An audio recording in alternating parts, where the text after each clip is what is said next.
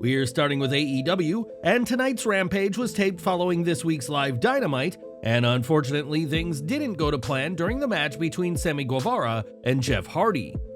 During his no DQ matchup against Guevara, Hardy was legitimately knocked out when Guevara's knee collided with his face after a shooting star press maneuver. Initial reports said that there was a need for concussion tests and there were fears of a broken nose, and on Wrestling Observer Live, Brian Alvarez confirmed that Hardy did indeed suffer a broken nose. Jeff thankfully did not sustain a concussion during the match, and despite this injury, this contest is still set to air on tonight's Rampage at an earlier time of 7 p.m. Eastern. This isn't the only time Sammy Guevara has had a difficult situation with a Hardy, as his 2020 All-Out match with Matt Hardy went wrong and raised questions as to why AEW let the match continue. Speaking of Matt, he came out to support his brother, and after the match, both Matt and Jeff flipped off the Spanish God, who stood there and took it. While it's good that Jeff didn't suffer a concussion, this situation could have been much worse, and we'll have to see if Guevara receives any repercussions after this unfortunate Rampage match. Earlier this month, NXT General Manager Ava deactivated her Twitter account after acknowledging that she'd received death threats stemming from WWE's use of her father, The Rock. Fans were unhappy to see The Rock take Cody Rhodes' spot at WrestleMania, and The Rock would even acknowledge the death threats during an episode of The Pat McAfee Show.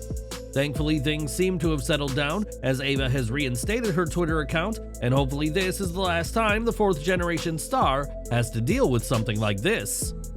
For some time now, there has been speculation over the future of Drew McIntyre, whose contract with WWE will expire this year, and he is yet to re-sign. Recently, McIntyre was promoted for a live event in May, despite his WWE deal being set to expire in early April, leading some to speculate that he had reached a new deal with the company. According to Fightful Select, though, McIntyre will be sticking around for longer than first thought, as they explain. Fightful Select has confirmed that McIntyre's deal now extends past WrestleMania, and that some injury and inactivity time was added to the deal in order to get it there. Sources near McIntyre claim that there have been conversations between the two sides, and it appears as if they want to get a deal done. However, they also claim that one isn't done in place and that nothing has changed on that front.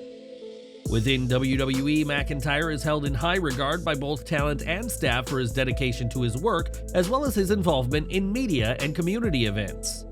McIntyre helped WWE immensely during the pandemic era, and that's just one of the reasons many fans hope he gets his long overdue world title win in front of fans eventually. Whether McIntyre gets that big win before his contract expires, time will tell, but he'll be sticking around for longer than first thought. When CM Punk returned to WWE at Survivor Series, it came mere moments after Drew McIntyre stormed out of the arena with questions as to whether this was a work or a shoot. Since then, McIntyre has taken issue with Punk and has taken credit for injuring the former AEW World Champion in the Men's Rumble match, robbing Punk of his coveted WrestleMania main event. During an interview with the West Sport ahead of Elimination Chamber Perth, McIntyre spoke about injuring Punk, their promo, and their real-life relationship. He said, "He spoke about one of his friends going through chemotherapy and how he's the real hero, and I said I could relate to that. I didn't know that until I was watching backstage, and my mother went through the same, unfortunately. That's how she passed. And I told him the truth that I can relate to all this stuff. But when it comes to the injury and how I felt him come into the company, leapfrogging superstars, try to take their spot at WrestleMania, specifically my spot at WrestleMania, I was never gonna let it happen. And I took him out, and I wanted to let him know that I prayed for this, and it happened." Punk has warned McIntyre that he's coming for the Scottish Warrior when he's able to wrestle again, which interestingly is set to be after Drew's current WWE deal expires. WWE are teasing a match that may not end up happening, but if WWE can secure McIntyre to a new deal, then expect more than a war of words the next time he and CM Punk share the ring. Now, CM Punk's torn triceps injury has derailed all plans for the former WWE and AEW World Champion, and the Best in the World has made it clear he's eager to get back in the ring. Punk recently took to his Instagram stories to showcase his journey from day 1 of the surgery to day 14, and showed himself in the hospital and attending post-surgery rehab. Punk also made sure to spend time with family and friends, and while the Best in the World won't compete at WrestleMania, it's expected he'll still be involved in the festivities. WrestleMania 40 will be a long show, and WWE could easily fit a Punk segment on the card, and we'll have to see how Punk figures into WWE's plans for their premiere event in Philadelphia. More from WWE, and Seth Rollins has been one of the most outspoken critics of Roman Reigns and his part-time reign as champion, in stark contrast to Rollins' own reign as Raw's top dog. Rollins has also made his views clear on The Rock, believing the undisputed title would only get worse if The Rock enters the title picture, and these aren't solely the views of the architect. During an episode of The Bump, Big E said that Rollins is speaking for the locker room of guys who are there week in and week out, who respect each other for working so tirelessly.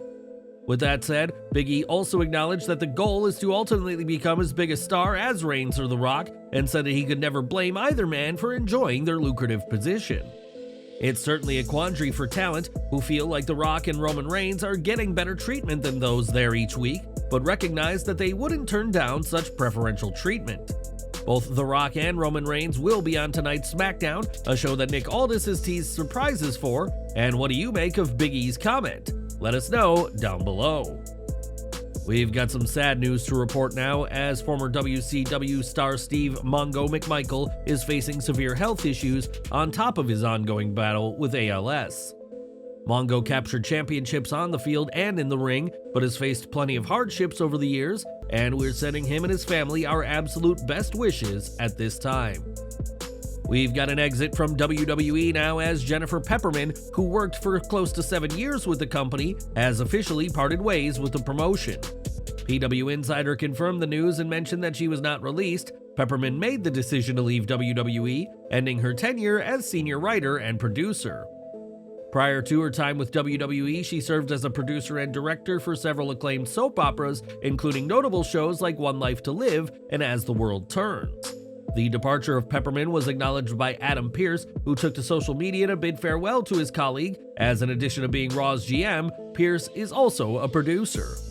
Pearce praised Pepperman for her creativity, passion, and her unwavering dedication to helping him and others backstage throughout the years, and wished her well in the future. Pepperman's departure marks the end of an era within WWE, as her creative talents and extensive experience left a lasting impact on the company, but now she's ready for a new chapter. When Jackie Gaeta co-won Tough Enough Season 2, she earned a spot on WWE's roster, and it was during her time with the company that she'd meet her future husband, Charlie Haas. Given the time she entered WWE, Gaeta was often used in bikini contests and other objectifying segments, and reportedly had a very real difficult time with Vince McMahon. That's according to Rene Dupree, who during his Café de Rene podcast claimed that Gaeta once turned down advances from the then chairman of WWE. He said, "Remember when we had Charlie Haas on here and he told a story of how Johnny Ace fired him and Jackie the day they got back from their honeymoon? Well, let's just say Vince also made a pass at Jackie, which she declined. And you see what happened once she and Charlie got married. If you listen to this story, it seems like if you don't put Vince over and you don't boost his ego, he gets mad at you and takes it out on your career." Gaeta was married in 2005, which is the same year she was released from WWE, and Dupree is clearly suggesting that her turning down of McMahon was a factor in her exit. McMahon is currently facing a damning lawsuit from Janelle Grant, which has led to more allegations coming to light, and we'll make sure to follow this situation for further updates. It was earlier this month that Scott D'Amore was fired from TNA Wrestling, in spite of all his efforts to rebuild TNA Wrestling, which have clearly paid off. Anthem, TNA's parent company, has replaced D'Amore with their own president in order for Anthem to have a stronger grasp over the promotion, and the TNA roster are not happy. In a letter signed by the TNA roster, they expressed their sadness at the removal of Scott, calling him a brilliant wrestling mind as well as a friend, confidant, teacher, brother, advisor, and mentor. This letter, addressed to Anthem CEO Leonard Asper, makes clear that the locker room recognizes the hard work of Anthem, stating that TNA would not have survived without Anthem's help. Getting back to Scott, though, the letter voices the concerns of the TNA family that his exit will hurt the company when all they want is for TNA to grow bigger and better than ever before. The letter adds that the roster hope to have a dialogue with Anthem over the D'Amore situation and feel that a wrestling person needs to be involved at a high level for the good of the company. As to whether this letter will change anything or lead to D'Amore's return, time will tell, but the TNA locker room have spoken on what they think was a wrong decision made by Anthem Entertainment. So Scott D'Amore is no longer with TNA Wrestling, and around the time of his firing becoming public knowledge, it was reported that he tried to buy the company away from Anthem. D'Amore reportedly had an investor lined up and made a serious offer to Anthem that the company did consider, but now more has come to light about D'Amore's bid. During a discussion on Wrestling Observer Radio, Dave Meltzer said that D'Amore made his offer prior to Hard to Kill, which marked one of TNA's most successful pay-per-view events in years. It was made clear that D'Amore's offer wasn't in response to the success of Hard to Kill, but instead it was in response to D'Amore knowing that Anthem were planning to let him go. That means that Anthem didn't decide to fire Scott because he wanted to buy TNA, and this decision to fire D'Amore also came about before Hard to Kill took place. Despite Scott's influence in relaunching TNA and the Hard to Kill success, Anthem still chose to replace him, and what do you make of Scott's untimely exit from the promotion? Saudi Arabia news now, and as part of Riyadh season, WWE is opening up its WWE Experience Center today, which is a home of all things WWE in the Saudi capital. On Twitter, Triple H shared a look inside the WWE Experience in Riyadh, which features an entranceway and ring and plenty of screens that makes the place feel like a premium live event arena. The video was from the Be a Superstar section of the WWE Experience, where fans can make an entrance and step in the ring, and Triple H called it the WWE Superdome. Other areas of the WWE Experience includes a Hall of Icons, as well as an Undertaker-themed escape room game, and we're sure the WWE Superdome will be packed when doors open today. It was back at Full Gear that Julia Hart won the AEW TBS Championship, but fans haven't seen much of her in the ring in recent weeks. That's despite Hart being one of the most popular women AEW has on its roster, and what exactly is keeping the House of Black member away? Well, according to Fightful, Hart is out with an injury as they report. AEW TBS champion Julia Hart has been out of action for nearly a month since defeating Anna Jay at AEW Battle of the Belts. We haven't heard the particular injury she's been dealing with, but there had been some creative ideas floated that needed to await her clearance. Hopefully, Hart can make a swift recovery from whatever issue she's dealing with, but for now, there's no sign as to when fans can expect their next title defense from the AEW TBS champion. We don't know why exactly Julia Hart is out of action, but we know that she's not the only AEW star on the injured list, as Wheeler Yuta is right there with her. Fightful Select confirmed that the ROH Pure Champion is hurt, which is why he's been off TV, but despite this, he's still being promoted for a match alongside the BCC and CMLL on March 29th.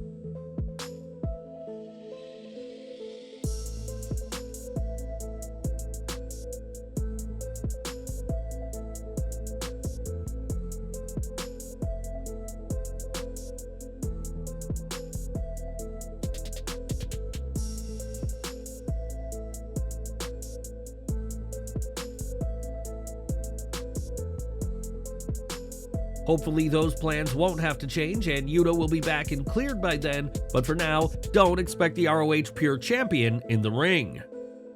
More from AEW now, as when Yuka Sakazaki disappeared from AEW's official roster website yesterday, questions were raised as to whether her time with the company had ended. Now it seems like this was just a slight hiccup, as Sakazaki is now back on the company's website, dispelling any notions of her departure and reinstating her status within the promotion.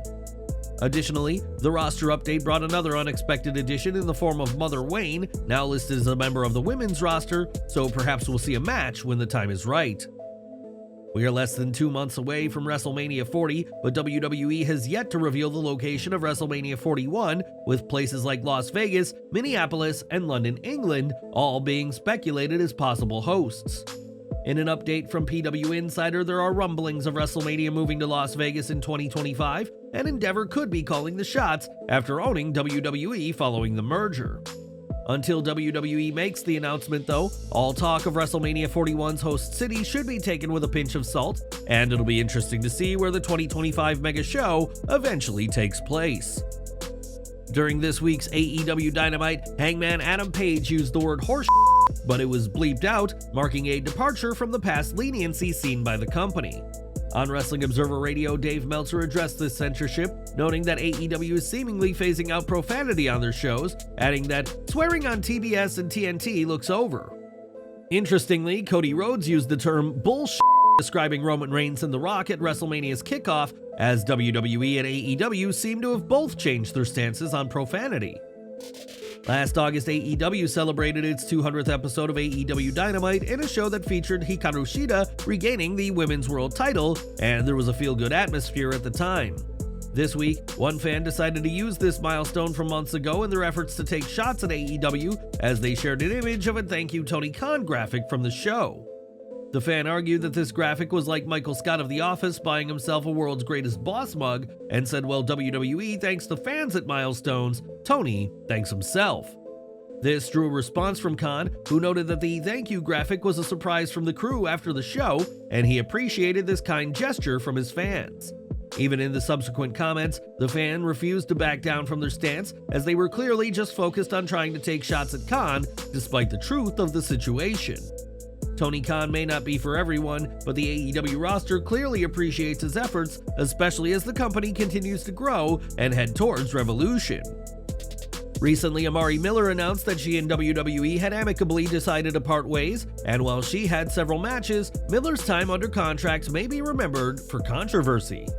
In 2022, Amari Miller stated that she aspired to become the second African-American NXT Women's Champion after Ember Moon, and fans quickly reminded her of the title reign of Sasha Banks.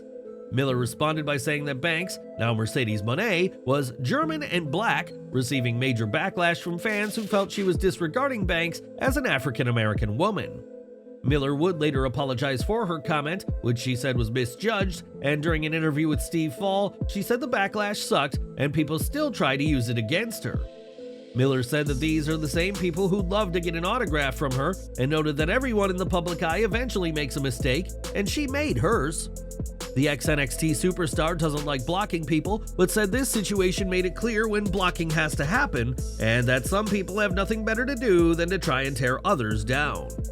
In her statement confirming her exit, Miller didn't commit to wrestling again, but if she remains in the public spotlight, we imagine she'll choose her words on social media much more carefully. And we're ending with Dark Side of the Ring, which looks into wrestling's controversial side, with the Chris Benoit tragedy, Owen Hart's death, and the use of steroids all being covered.